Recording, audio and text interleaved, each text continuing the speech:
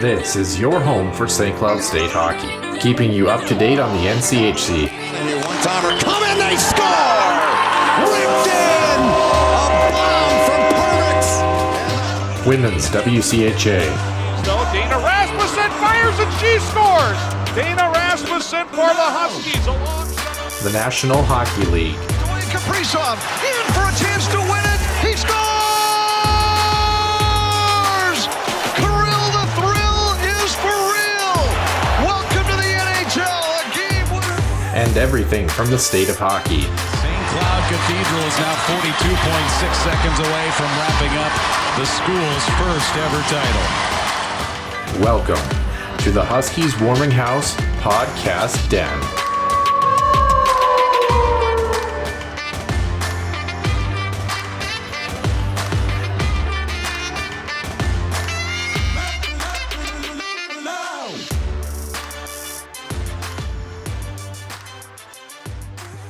Welcome back to the Den, Huskies Warming House Podcast fans. It is episode number 54 here on the show.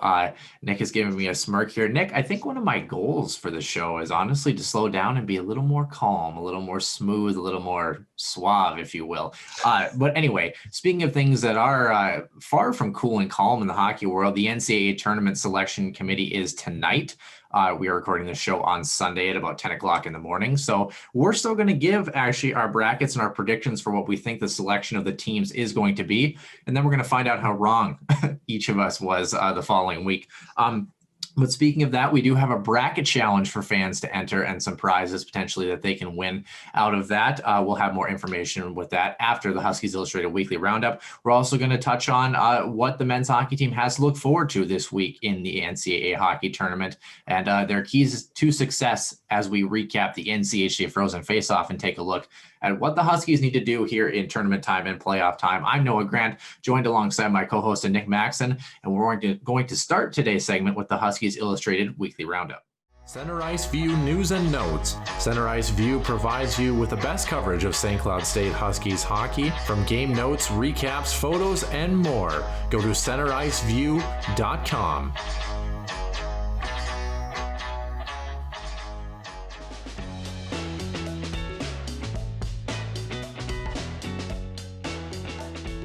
Huskies Illustrated Weekly Roundup, Noah, and the NCHC playoffs are all complete, and the North Dakota Fighting Hawks did unfortunately beat our St. Cloud State Huskies with a flurry of goals in the third period. In fact, 3 goals in a matter of 2 minutes and 2 seconds to capture their first Frozen Face-Off championship.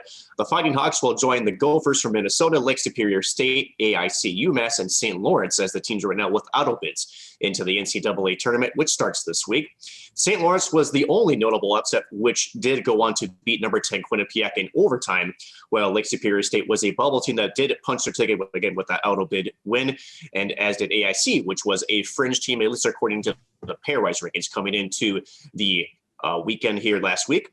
The selection committee will pick the other 10 teams. Will make that selection tonight here on Sunday. And the only other news, Colorado College will get their new arena christened next year, but unfortunately it will be without Mike Havlin, which they did part ways, those two, after 7 seasons with the Tigers. His overall record going 67, 153, and 20. He was the 14th coach in school history. And sources are telling us that the departure was mutual between Coach Havlin as well as Colorado College. He stumbled to a 4-17 record here this past season in 2020-2021 and went 2-1 against St. Cloud in the playoffs.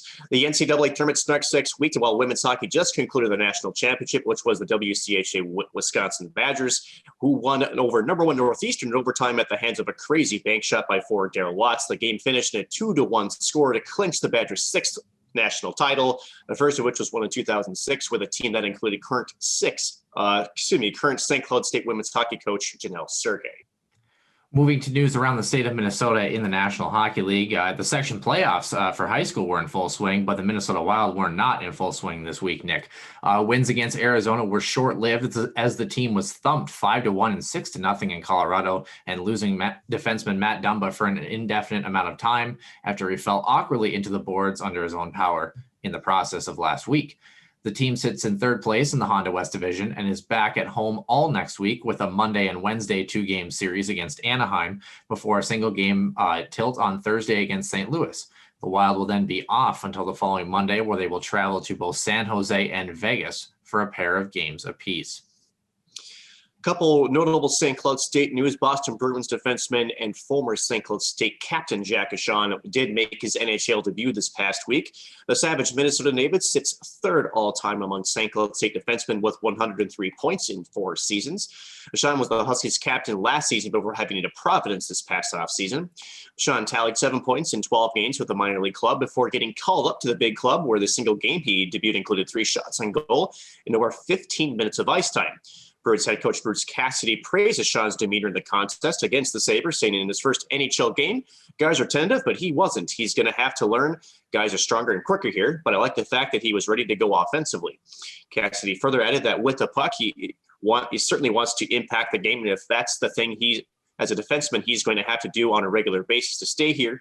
And again, we'll work with him, and he'll learn, and part of that will just be to get some experience. The team anticipates Ncaa to be with the club until at least their next contest. Speaking of the Buffalo Sabres, Nick, they have had a pretty tumultuous week, even as far as Buffalo Sabres teams go, as they let go of head coach Ralph Kruger amidst a 12-game losing streak, naming Don Granato as interim head coach. Kruger spent 2 seasons and change with the club, sitting in dead last currently with the Sabres. The team will look to retool in the offseason, with news also that the 2021 NHL draft will not be postponed as many had anticipated. The league said the event will happen as usual on July 23rd and 24th. And a little bit more of a sadder news. Another death came in the hockey world this past week, certainly was highly unexpected. In the KHL, or the Continental Hockey League, 19-year-old defenseman Timur Fight-Zudinov died 3 days after being struck in the head and neck area by a puck during a dump-in play for the neutral zone. Playing for Dynamo St. Petersburg's junior team, he was taken off the ice on a stretcher and treated for his injuries at a local hospital, where unfortunately he did not survive. Wrapping up this week's news, more season-ending injuries as well as milestones around the National Hockey League are in our weekly roundup here. To start, only one notable player transaction did occur, as Vancouver picked up Toronto forward Jimmy Vesey off of waivers this past week. Vesey had 5 goals and 2 assists to go with 30 games this season. In the East, New York Islanders got good and bad news.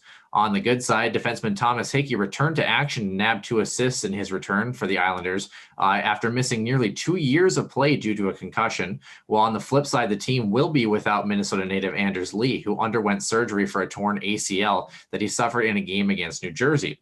Staying in New York, the Rangers will miss defenseman Jack Johnson for the rest of the season due to core muscle repair surgery, and Pittsburgh Penguins star Evgeny Malkin is week to week with lower body issues. Up north, Montreal Canadiens defenseman Ben Sherratt will miss 6 to 8 weeks after a fight with Vancouver Canucks forward JT Miller, which led to a fractured hand. And the Canucks themselves will be without Tanner Pearson, a forward for 4 weeks with a lower body injury. In Ottawa, goaltender Joey Daccord suffered a season-ending injury just 1 week after his first NHL win, and Maple Leafs netminder Freddie Anderson is currently playing through an undisclosed injury. This injury was the same lower body issue that kept him out earlier in the season. Finally, the only injury out west for netminders does belong to Robin Lehner in Vegas, who is dealing with a concussion. In COVID news, the Rangers' entire coaching staff is in quarantine, and the Boston Bruins, with Jack Ncaa, will miss at least 2 games due to 4 players entering COVID protocol. On the milestone side, and to finish our weekly roundup, Chicago's Patrick Kane went from his 1,000th game last week to earning sole possession of both 5th and then 4th place on the U.S.-born scoring list after tallying a goal last Monday in Florida. The forward has over 1,060 points and sits behind Jeremy Roenick, Phil Housley, and Mike Modano.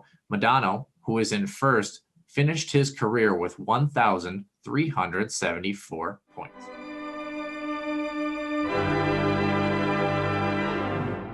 Welcome once again to the Huskies Warming House podcast. I'm Noah Grant, joined alongside my co-host and Nick Maxon. Nick, we've got a lot of fun stuff to get to this week, and I'm curious to see how much of our show actually really freaking matters at the end of today.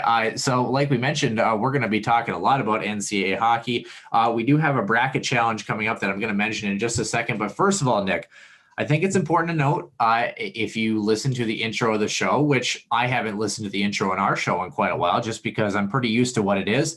I think it was time for a change and time for an upgrade, or at least I think an upgrade. I hope it was an upgrade because I'm currently running on about 4 hours of sleep. I stayed up till about 4 o'clock this morning working on that sucker. So I guess we'll see what the fans have to say. But you might have seen some changes lately from the Huskies Warming House podcast, and that's just kind of us retooling on the fly, but not like the Minnesota Wild. We're trying to actually be good at what we're doing. But anyway, Nick, I welcome in on this Sunday morning, March 21st of 2021.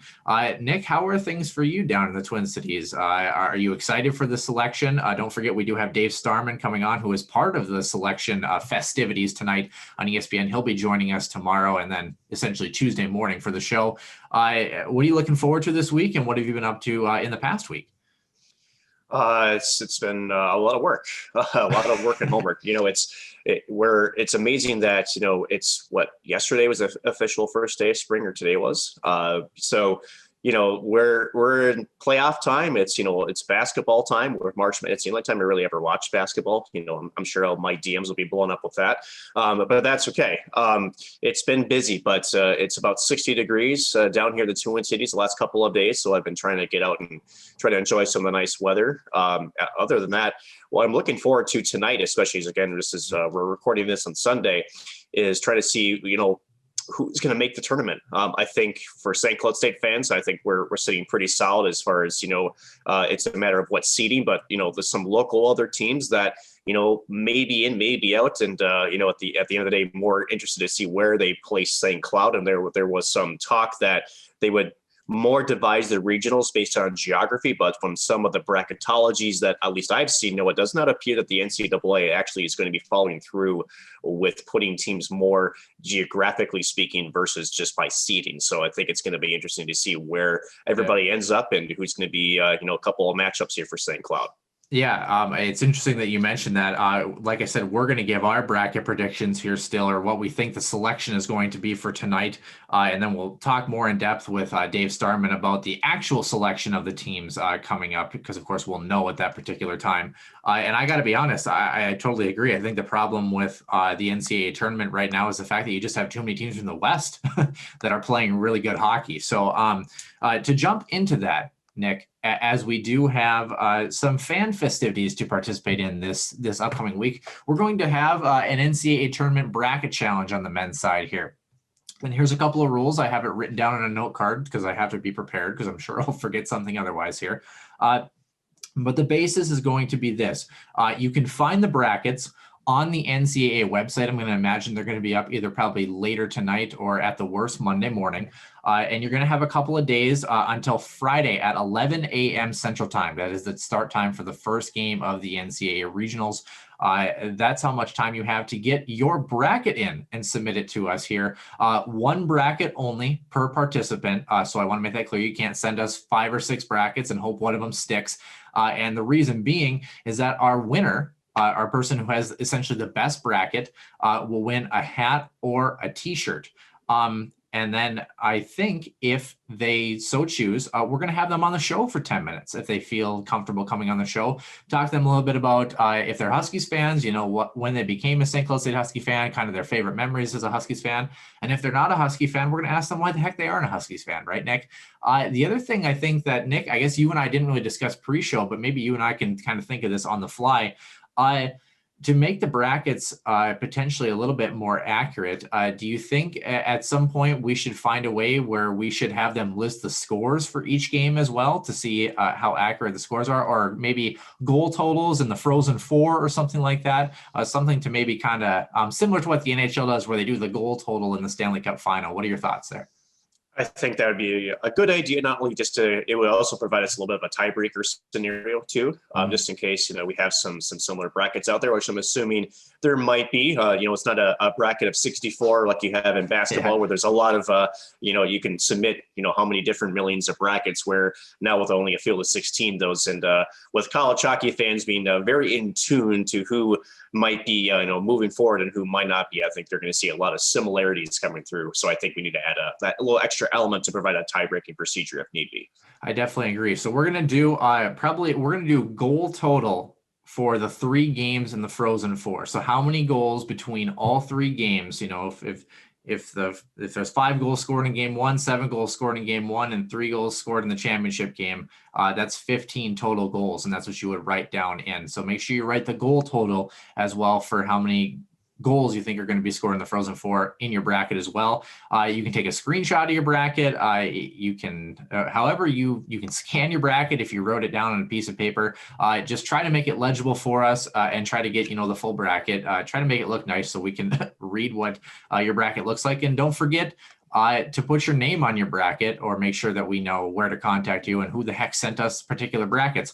A couple ways to give us the brackets, Nick. You can tweet at us directly. You can also DM us on Twitter, your bracket. That's fine. You can tag us in a Facebook post. That's fine. Although that's kind of probably the lesser known route. You can also email us, or message us, I should say, on Facebook Messenger, the same picture as well, to the Huskies Warming House podcast, or my personal Facebook. If you can find me on Facebook, I'm not going to be bothered by that. Although I might not be able to read it if I am not a friend of yours on Facebook. So a little caveat there. Twitter is probably your way to go, to be honest with you. Or if you're worried about it, you can also email us the bracket at Huskies Warming House podcast at outlook.com, and we will try to take a look at it. If for some reason somebody has a bracket that they submitted, and for some reason that we miss it, we'll kind of go through that at that point, but hopefully that doesn't happen. But yeah, like we said, find the bracket on the NCAA website, try to use the official NCAA bracket, and fill it out and send it to us by Friday at 10 a.m. Central Time. The winner will get either a hat or a t-shirt, whatever their choice is. And they have the option of coming on the show for 10 minutes if they so feel as well. So yeah, with that, Nick, I think it is time to move forward into what we believe is going to be the tournament field by the end of tonight here. So Nick, I think it's important to clarify here for our fans.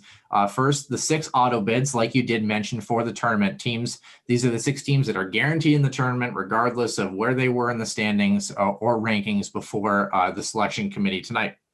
That is the University of North Dakota winning the NCHC, Minnesota winning the Big Ten, UMass winning Hockey East, Lake Superior State winning the last ever WCHA men's hockey game, likely in history, St. Lawrence with that upset in the ECAC, and AIC and Atlantic Hockey. Huskies fans, of course, I'm sure excited to have them back in the tournament.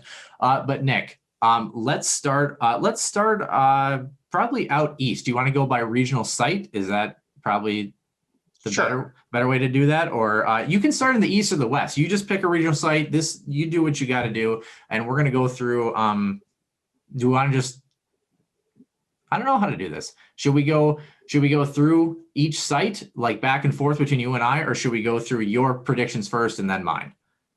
Let's go by sites, Okay. and let's start easy, or maybe we start easy. Let's start in Fargo. What do you think will be in Fargo? Okay, so I've got number 1, University of North Dakota. I think I can feel pretty good about that one. Number 2, I've got Mankato in the 2 slot. I think they drop into a 2nd seed there. Number 3, Minnesota Duluth. And number 4, Lake Superior State. That's who I have in that regional. So how about you, Nick? I have 3 of your 4. So I have obviously North Dakota I have hold on, I'm losing my space here. I do have Mankato. And then instead of having Lake Superior, well, for the 3rd seed, I've actually have Michigan up there as a 3 seed. And then for 4, I have Lake Superior State up there in Fargo.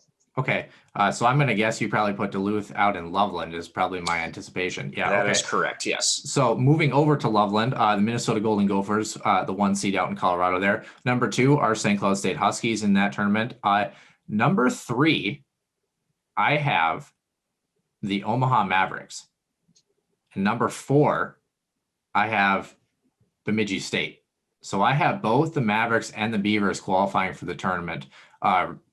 Regardless of kind of how the season ended for both of those teams, I still think they both sneak into the tournament with only, I would say, 3 auto bids kind of disrupting the pace, if you will. I still think Omaha and BSU both make the tournament, and I think they are both out in Loveland.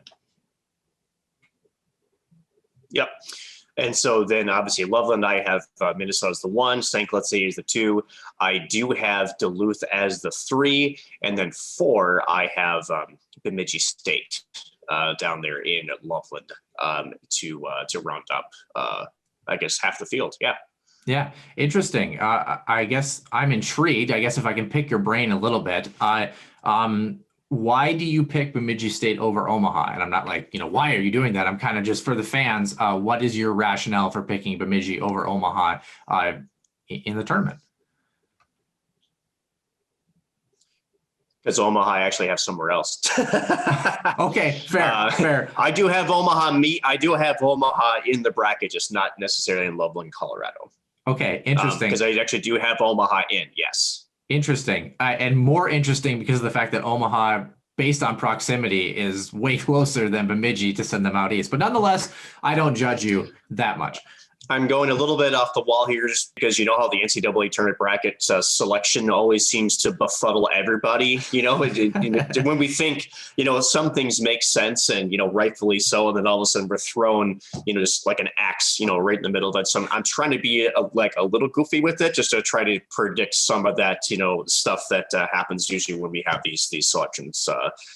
So yeah, I'm picking Bemidji State down there, and Omaha ends up somewhere else in the bracket. So yeah, that's interesting to say the least, I guess. Although I will say, if you need to kind of throw that axe down the middle, don't forget Northern Air in North Dakota. Don't forget axe throwing galore up there, man. I don't know. I've never been. I live 3 hours away, and I've definitely never been. Although I've heard it's a lot of fun. I've heard axe throwing is actually a pretty good time. But anyway, speaking of a team that probably didn't get the axe, and I think is actually going to be a number 1 seed moving out into Albany, Nick.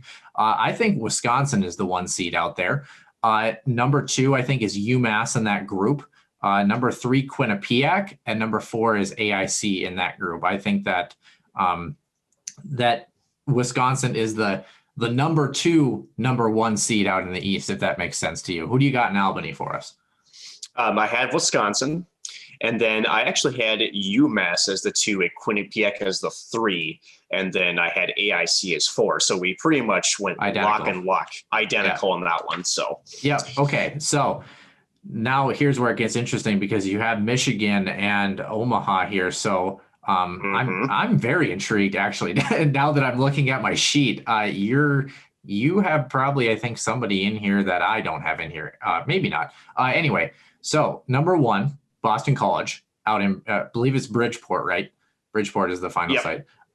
So I've BC at number 1. I've got the Michigan Wolverines at number 2. I've got Boston University at number 3 and St. Lawrence at number 4. So Omaha is definitely in that group. I'm assuming you put them in there as a 3 seed. The question mark is, did you put Boston University as a 2 seed, or who the heck did you put over there? It is BC as 1, BU as 2. It is Omaha as 3, and St. Lawrence as 4. So yeah, I did kind of go a little off the beaten path there. But again, when we go through these selections, again, it's not how right you are, it's how wrong you are. So to me, it's, it's more of like, throw them in the mix, and, it's tough, right? I think what makes these so intriguing, these selections, is, the top 4 teams are really, and you can even argue this, maybe even the top 8 are pretty much the only teams that maybe solidified themselves a spot. But that bottom 8, there's not a whole lot that differentiates the clubs. And then again, being that there's 4 regional sites, which I still find it to be kind of odd for a 16-team tournament, to be honest with you.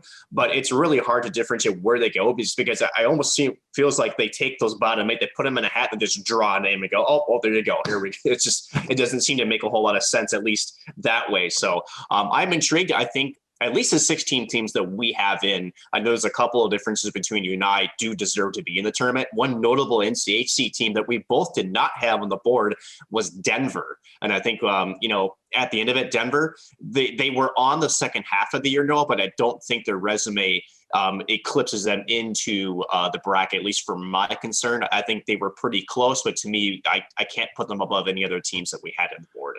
I'll be honest with you. I think that if I had to pick, any team that quote unquote gets snubbed, I would probably pick Bowling Green or Providence before I pick Denver. Denver wasn't a 500 team. I'm sorry. I know the NCHC is a strong conference, but I'm sorry you picked the wrong year. I guess in a pandemic, because yeah, you have some subjectivity, but that also could kind of screw you over, I think, if you're Denver. I think Denver's done. I think the NCHC pulls 4 teams.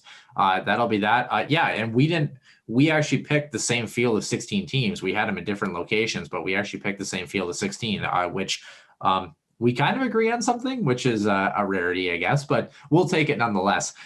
The team that we can agree on, though, Nick, and we're anticipating that's going to be in Loveland, although you never know.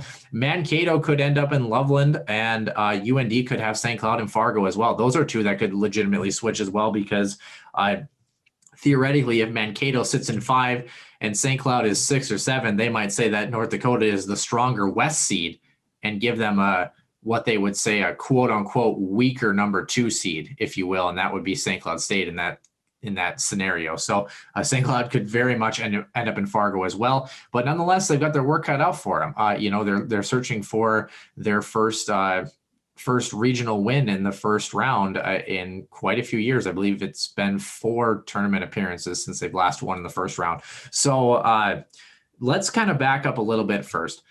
We recapped the game on Friday in the NCHC playoffs. On Monday, arguably one of the best, if not most complete games I think we've seen from the Huskies this season against Duluth. Just a gutsy, gritty win for this hockey club. And they really matched a good team in Duluth that was playing with a lot of pace, pound for pound. I was really, really impressed with St. Cloud. And then they moved into Tuesday against the University of North Dakota. I was really impressed with St. Cloud through the first about 37, 38 minutes. And I was impressed with St. Cloud for the last about 14 minutes. The time in between, Nick, not a fun ride to be a St. Cloud State fan there. And obviously those are the type of things in those one and done tournaments that can really change the outcome very, very quickly in a regional tournament. But Nick, first of all, what are some things you like from St. Cloud? And then what are some things that you still feel need some tweaking for this group? Because, hey, we talk about how they need to adjust. We've talked about how they need to make some changes. There ain't time for any more changes after the start of this week here. So what do the Huskies have to do to finally, hopefully, put it all together and send themselves to the Frozen Four in Pittsburgh? Well, I think the start against UND was good. I mean, we mentioned the first 35 or 36 minutes. You can't let a team like North Dakota, who has all the firepower, the skill, arguably the best team in the country, up and down the lineup, to get you on your heels early. So I think St. Cloud matched their intensity early. They were matching their skating. They were also getting pucks in behind their D. So to me, I thought they just kept a simple game plan, which against a team like North Dakota, there's no like special thing you have to do with them. It's just really just keeping it simple. And I think for a team like North Dakota, yes, we saw, I think, a little bit more of Jake Sanderson and just how impressive he really is in the back end. But how do you keep a guy like that from, really showing you and really being able to take his talents and utilize them? You got to make him defend. And so I think St. Cloud did that. And St. Cloud was the team that was pushing in the second period. And then you talk about coaching decisions, right, Noah? And I think with what makes Brad Berry such a good coach is, and good coaches do this. They know how to read their squad, and they know that, say, hey, we're under heels, and I'm not sure why. And he took his time out, and this is where the game changed. He lit his team up on the bench, essentially going, guys, who's the number 1 team in the country? Why are we on our heels? Let's take our game. Let's push. Let's go. And essentially, they controlled the last 4 to 5 minutes of the second. And then we all know the span in the early third period, there was 3 goals in 2 minutes and 2 seconds. And what happened with St. Cloud was they just simply didn't have a response. They looked a little bit almost like the what do you call it? The warrior that awoke the beast and just had the wide eyes a little bit. And defensively, they were a mess for those first 5 minutes. And unfortunately, we talked about this in that quick recap again on Tuesday, was that this is not a team where you can have one player and start swimming around your defensive zone. They will make you pay. And North Dakota did that. They reset themselves. I know that, they got the game up to within 1, so they still made it a battle, Noah.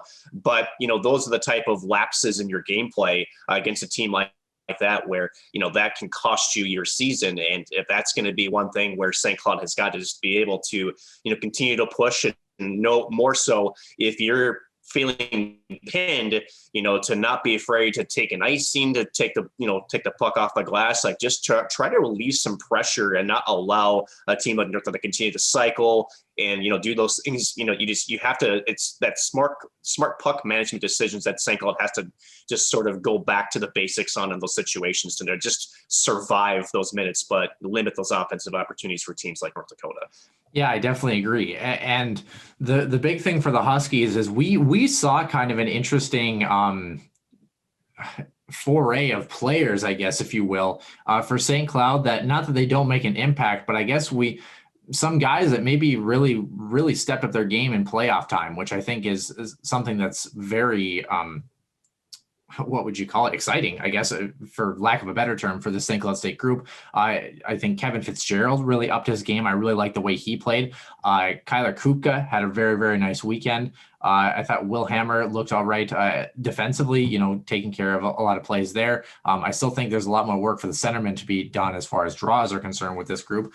But then rounding off that, Zach Okabe, man, holy smokes. I think if this St. Cloud State team plays the way Zach Okabe did this past weekend, they're going to be just fine in the tournament. I mean, that kid was an absolute buzzsaw going into the corners. I mean, his feet were moving. He was on pucks. He was winning foot races. He was winning battles. And I think the Huskies team, when you have a player like that, especially a guy where Zach Okabe is a good hockey player, but Zach Okabe is not a guy that we look at the beginning of the year that we say, yep, he's the go-to guy that's going to be, he's not the Vieti Mietin where he's going to be the guy that's, setting up on the power play and putting 1-Ts in the back of the net. That's his game, is that gritty, hard-nosed style of play.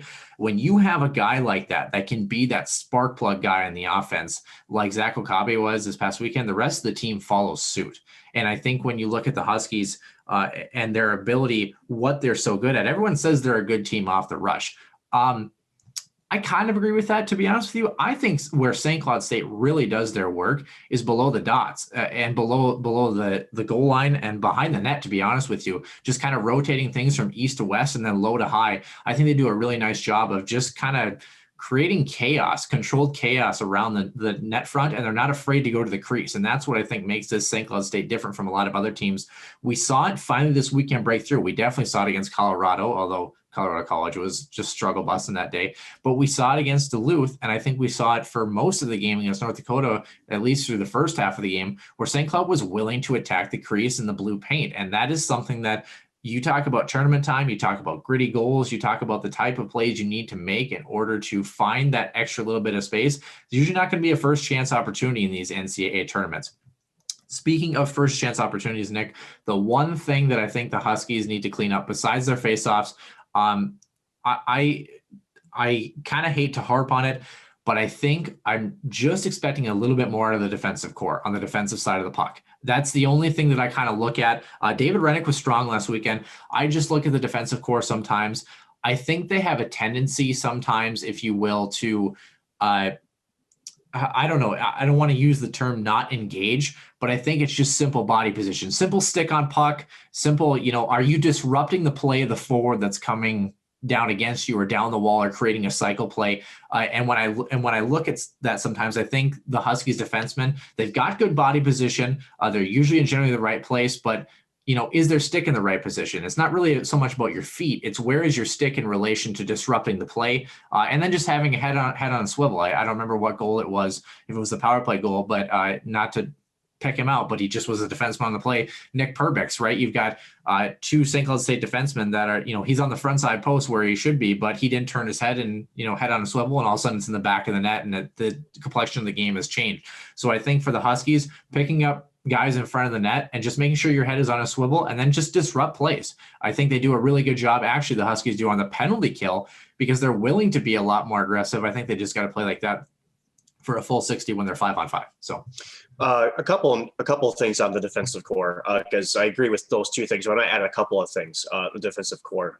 First of all, when you talk about head in a swivel, that also is talking about breakout passes too. There was a bunch of times where I feel like sometimes the defensemen are in automatic structure mode and they're just rimming pucks and those walls are sealed. So it's one of those where, sometimes take that extra half second, take a look. And sometimes the best play, and this is where Nick Perbix really shines, is sometimes the best decision is to skate the puck. And I feel like sometimes you often get guys that are just willing, and I'm not sure if it's just, nerves or, they just are not calm with the puck at that moment, but they're just so eager to get the puck off their stick and they don't move their feet well enough. And so it's either a chip play where it's read by the opposing forwards or it's a D that's pinching down. And, instead of getting a clean breakout, now you're still stuck in the zone, you're getting hemmed in. And then as we know, more time stuck there, you're getting tired, you start cheating a little bit in your structure, and that's when things start to break down. The other thing I want to mention too, especially, in the defensive zone is you talk about, picking up players, that's just what it is. And you talk about offensively, how you want to go and crash the crease. If you're a defenseman, or even if you're more so the weak side forward coming down and helping out, if you got to take a player, you cannot take space. And that's the thing, right? Yeah, the instinct is I want to intercept the pass, but this is collegiate hockey. We can thread passes through a needle if you wanted to. They're people that are that good. And so unless you're tying up a player's stick, at least getting into his body and making it tough for him to get his stick free, he can play a perfect pass. But if his stick is not on the ice, he's not catching it, he's not deflecting it, and that gives, David Rennick, a bit of a different decision he's got to make too, right? Because all of a sudden he can focus in on just the puck area rather than trying to cheat and maybe try to come across and maybe take away that, that backdoor tip play. So it does have an impact on everybody in the defensive zone. Offensively, you're right. This team, they're good in the rush and transition. But again, we saw this with AIC. They're not a great team if defensive schemes put 3, if not 4 men on the blue line and force the team to bump the puck in. So to me, if St. Cloud can just recognize, just take what's given. If they're not giving you the blue line, dump it and go get it. And just make sure that as a forward line, all 3 players, if not at least 2, are coming through the neutral zone with speed so that when you dump it, you can have a chance at that puck to be first on it and to set up your forecheck. If they are going to back off and give you a lot of space, then yes, certainly carry the puck in if you can, but don't try to force plays at the blue lines. We talk about the most dangerous plays to turn the puck over at each blue line. So you got to make sure it's, controlling the puck and getting it in versus trying to force something that isn't there as well. Yeah, I agree. And when you talk about the forwards, again, if you want to look for a little bit more from the forwards too, you're always looking for more during tournament time. Your guys like your Sam Henches, your Vietti Mietnins, your kind of more skill guys like that, lay a body on somebody, put somebody through the boards. Don't be reckless, obviously, and don't be out of position. But I think, even getting those guys to be engaged physically, there's not going to be a stretch of ice that's going to be easy. And you talk about what it takes to kind of take away ice on the defensive side. No offensive player that I've had yet to meet, enjoys being disrupted, when they're coming in the zone, trying to make a play in the offensive zone. That's just hockey. So I kind of want to transition to one quick little thing here about the actual NCAA tournament here, Nick. And it's kind of more about what are things the Huskies can control and what are things that kind of just make tournament time unique in its own right. And one of the things that I'm going to put out here, and I don't like to talk about myself as far as my playing career on the show. The only thing I will say is this. In my collegiate career, I won 2 national championships. And one of those, we got scored on with a game tying goal with 30 seconds left in regulation and won it 30 seconds into overtime. And the reason I say that is because it goes to one of my key points. You have to have a really, really short memory when it comes to NCAA tournament time. Everything that you put together, you stick to your structure, you stick to your game plan, you trust the process, but everything before whenever the Huskies play, whether it's Friday or Saturday, goes out the window at that particular point. And the reason I say that is that, so when we were in the locker room in between periods, right, we held a lead the entire game. They tie the game with 30 seconds. It's a next shot wins overtime for a national championship, right? You would expect that locker room, right, to be kind of tense, kind of, nervous. Exact opposite. We knew what our game was. We knew we were the better team that night. We just had to trust the process and understand that everybody was there to do your job and trust your teammate next to you. That's how the mentality has to be. And if you're the Huskies, if it's 0-0 after the first, if you're up 2-0, if you're down 2-0, your focus is, the 60-minute hockey game, but the next shift, the next 5 minutes, the next 20 minutes, and you just have to take it block by block. And I know that sounds so obvious. I know that sounds like a hockey game, But when it comes to tournament time, when you have a young team with a lot of nerves, when you have a team that has a lot of pressure on their back from Huskies hockey fans and the lack of success of this program in recent memory at a regional tournament, those things can compound mentally very, very quickly, and then they get attributed physically in the way that you're playing. So if you're the Huskies, trust the process, trust what got you here. And that's where I think we get into the variables that you can control. You can control your work ethic. You can control your body language and your demeanor. Are you one of the things that I love that Dave Starman mentioned last week during the Duluth game, even though they lost, is he mentioned how Duluth, especially being a championship team and having a lot of guys that have won championships in that group, how calm they were even when they were down in that hockey game and getting pretty much walked over by St. Cloud State in, I believe it was the second period. And you got to take that mentality. Obviously, you want some urgency, but you kind of just have to be even keel, ride the ebbs and flows. There's going to be a lot of them during the game. And I guess don't act like Huskies hockey fans and have a heart attack or a brain aneurysm on the while you're watching the TV. I mean, that's the game plan for the Huskies. And again, I know it sounds simple, Nick, and I think you can allude to this. What are some of the other things that the Huskies can control, and what are things that you just got to kind of ride the wave a little bit come tournament time? No, that's just it. I'm going to bring up not only just my personal playing career, but I had the opportunity to work with the Wild for a little bit. And one of the features that I ended up writing was Andrew Burnett's 10-year anniversary of his goal against Colorado.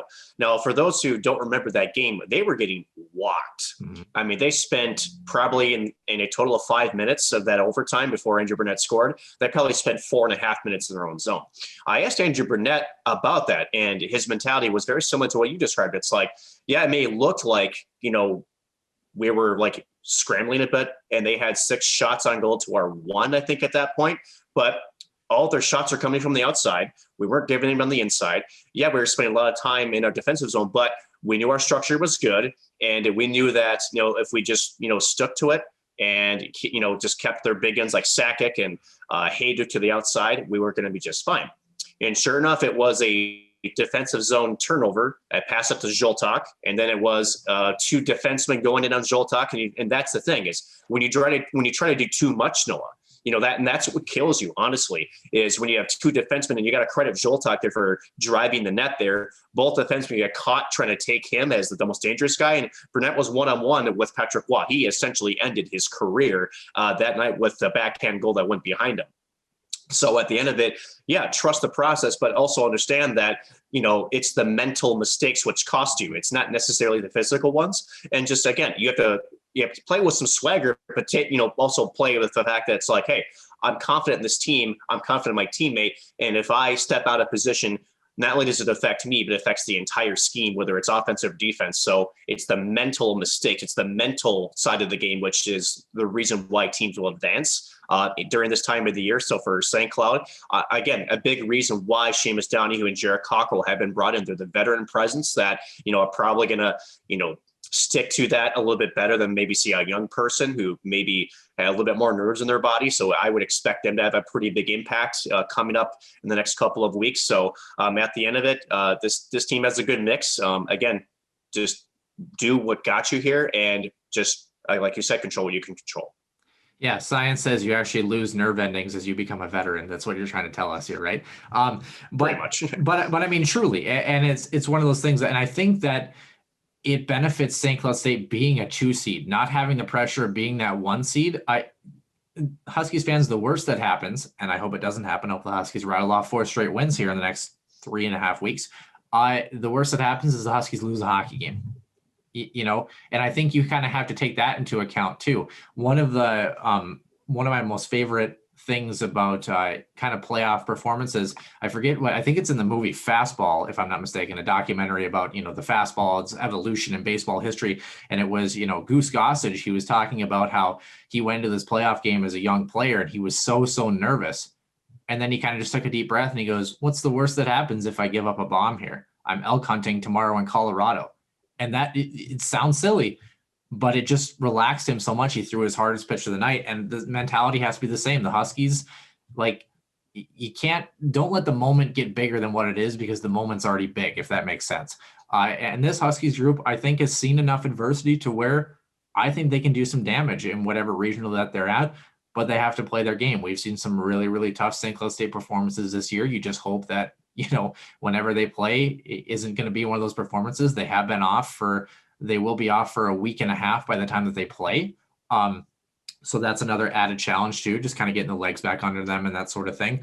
But I have confidence in this Huskies group, and I'm really excited to kind of see where the road carries them and see how they can deal with those mental hurdles, as well as obviously the hurdle of playing the game in front of them. And as you mentioned, last point here, the ability to lay down for your teammate and that sort of thing, having that accountability, trusting your teammate, but also, you made a good point about not trying to be out of position.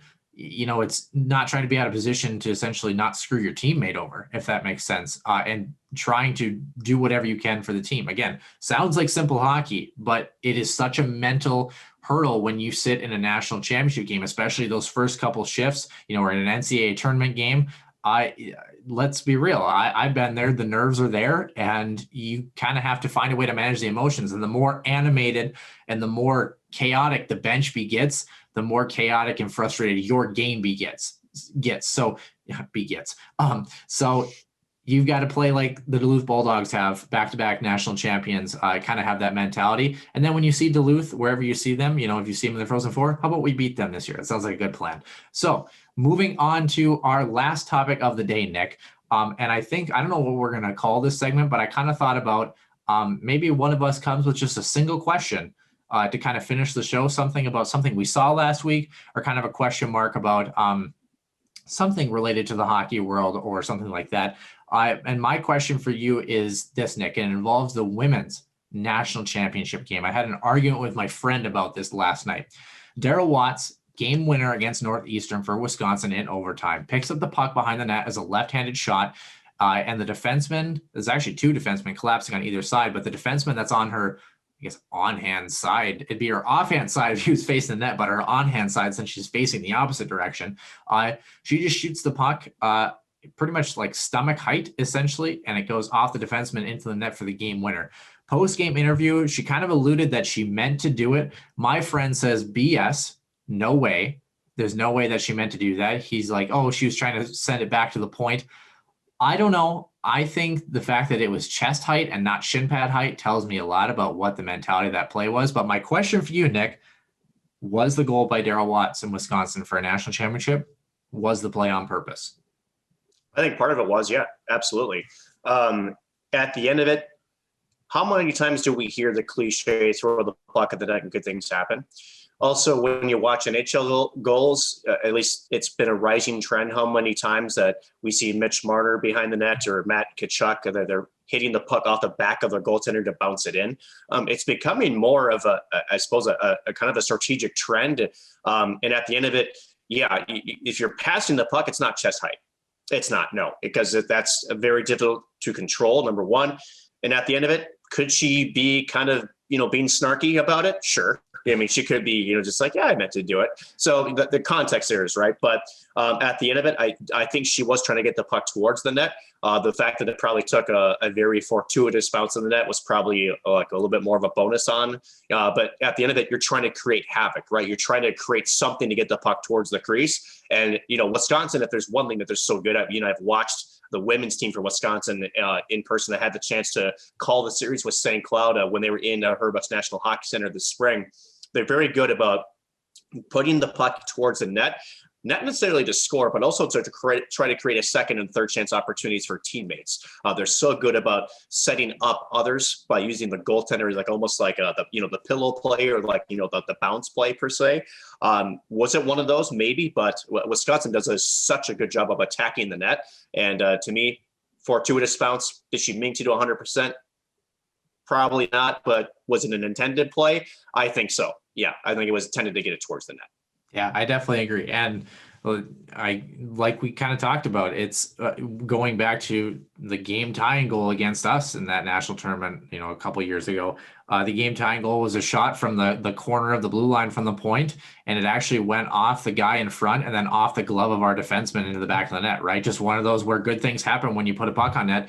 Also a great lesson for St. Cloud State. When in doubt, put a puck on net. You go back a couple of years ago to AIC, trying to be a little bit too cute, trying to kind of get away from your game or not adjust your game plan accordingly.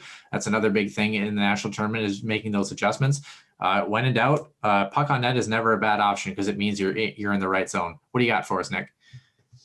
Well, I think, because that was our question and, we're wrapping things up. I think what would be kind of fun is I know that KFan, local radio station here in Twin Cities, before Vikings games, they have Greg Coleman that he does a segment called the Sunday Sermon. And essentially it's kind of like a pump up talk.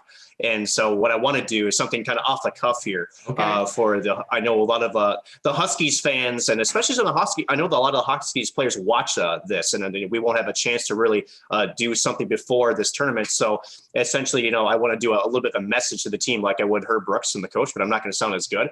I just want to say this to St. Cloud State players. Go out there and have some fun. Honestly, don't worry about, what's happened before this weekend. You've earned this opportunity. You are a fast, skilled team. And at the end of it, go in there and play like you are the team that you know that you are. Don't try to be something that you're not. Take what's given. Don't force what's not. And more so or not, go out there and again, just try to have some fun. I think the more fun you have with this, that's going to take the pressure off of just trying to be in the moment, but enjoy it. Enjoy this because, you don't get these many opportunities very much. And at the end of it, it's all about having fun. Hockey's a simple game. And like Noah said, what's the worst thing that can happen? Well, guess what? You're, probably at class the next day. So at the end of it, you're going to be just fine. But, no matter what happens, you've made Huskies Nation proud this year. You've exceeded our expectations. And we certainly, especially us, between myself and Noah here, we certainly think that you guys have the ability to take this squad all the way to the national championship game. We think you guys can do that. So go out there, show us, and no matter what happens, we're proud of you. We thought you've had one hell of a season, and you guys deserve this opportunity. So good luck and go out there and have some fun. Go get them. So this is what it's like to be put on the spot. This is what it feels like to be you when I do this to you, huh? To be honest, though, you're exactly right. If I had to say anything, guys, like Nick mentioned, you guys have earned this moment. Play for the man next to you, play for the teammate next to you. And you guys have the most unique opportunity of any St. Cloud State hockey team. And if you're curious as to what that is, every other St. Cloud State hockey team before you has failed to win a national championship. Your guys' journey towards a national championship is not done, and it's done when you guys decide it's going to be done. And hopefully you decide it to be done in the second game as champions in Pittsburgh. You have the ability. It's been a privilege to cover this hockey team for the past year and a half. And it's been a privilege to kind of see where this journey is going to take you guys. You guys have the ability, like Nick said, you stick to your structure, stick to your game, trust the man next to you, trust the process. Oh, and how about kick some ass and put somebody through the boards? That's always a good plan, especially if you end up playing North Dakota, if you end up in Fargo. That's all I have to say about that. Nick, that will do it for episode number 54 of the Huskies Warming House podcast. Healthy Scratch interview segment for episode number 54. We will record tomorrow. We'll come out Tuesday morning. We will have Dave Starman, who will break down the actual selections for the NCAA committee, as well as some more fun hockey stories that he's got with us. Don't forget, episode number 55 will come out on Sunday. We'll know the fate of the St. Cloud State Huskies team as far as where their next step will be, as well as probably in the next couple episodes, we'll probably do some high school tournament talk around the state of Minnesota as well. Don't forget Healthy Scratch interview segment for episode 55 a week from Tuesday as well. For myself, Noah Grant, as well as my co-host Nick Maxon, we bid you adieu, and we will see you next week from the Huskies Warming House podcast.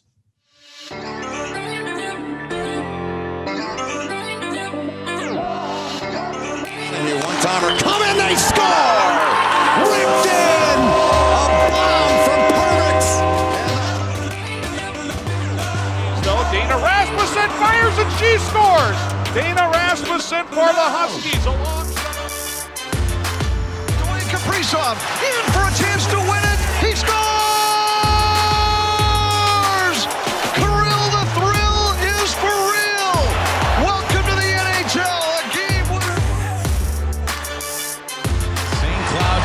Cathedral is now 42.6 seconds away from wrapping up the school's first ever title.